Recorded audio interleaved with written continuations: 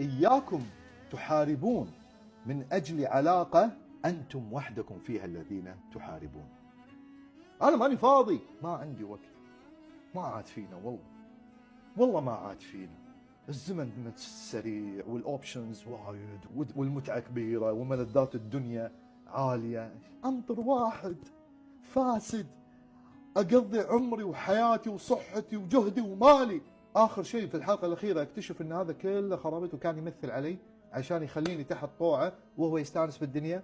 والله أكلمكم جد، هذين الناس أخذوكم على لأنكم أنتم ناس زينين، بس ليش ما تكونون ناس زينين وأقوياء وعندكم وعي؟ ليش دائما احنا مبتلين بأن أكثر الأشخاص الزينين سهلين؟ ليش أكثر الناس الزينين ما عندهم وعي وينقص عليهم بسرعة؟ أنا لما أعطي شخص من طيب خاطر ما أندم، ولكن إذا لم أجد المقابل ما راح أكرهه، ولكن